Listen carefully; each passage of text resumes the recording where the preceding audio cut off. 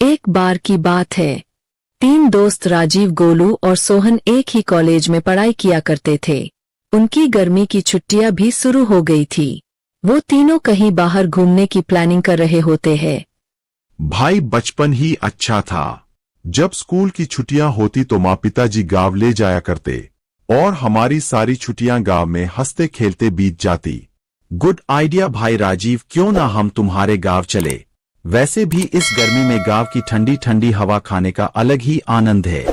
बोलो क्या कहते हो? हाँ भाई, हम कल ही गांव के लिए निकलते हैं। भाई तो कल ठीक 10 बजे निकलते हैं। अगले ही दिन वो तीनों राजीव के गांव ऊंटी आते हैं। उन तीनों को गांव पहुंचने में काफी रात हो जाती है। भाई अभी तुम्हारा घर कितनी दूर है? भाई बस थोड़ी ही दूर पर मेरी नानी माँ का घर है। हम अक्सर गांव आने के लिए बैलगाड़ी का इस्तेमाल किया करते थे, मगर अब इतनी रात गए कोई बैलगाड़ी भी नहीं दिखाई दे रहा। गोलू बहुत ही डरपोक किस्म का लड़का था।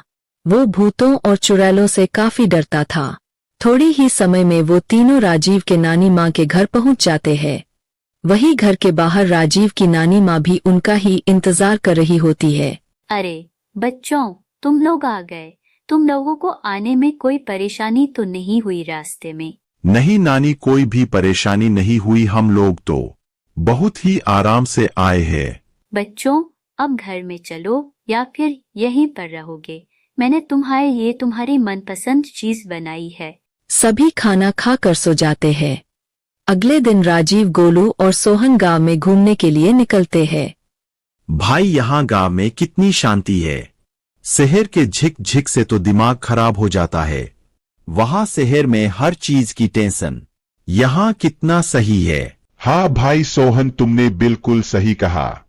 वो तीनों चलते चलते गांव से काफी दूर एक जंगल में पहुंच जाते हैं। वहां उन्हें एक बहुत ही पुरानी मंदिर दिखाई पड़ती है। वो मंदिर जंगल के बीच में था। वहां पर कोई भी गांव वाला आने से डरता था।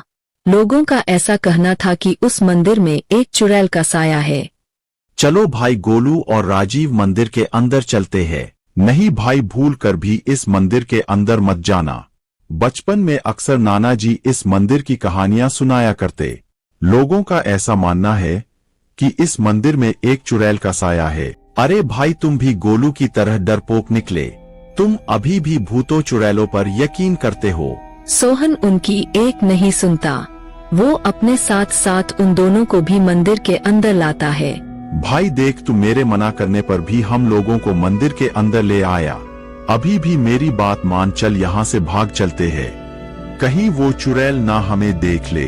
भाई राजीव, तुम बेकार में ही डर रहे हो। यहाँ कोई भूत चुड़ैल नहीं है। सोहन वहाँ की चीजों को छूने लगता है कि तभी वो चुड़ैल उनके सामने आ जाती है।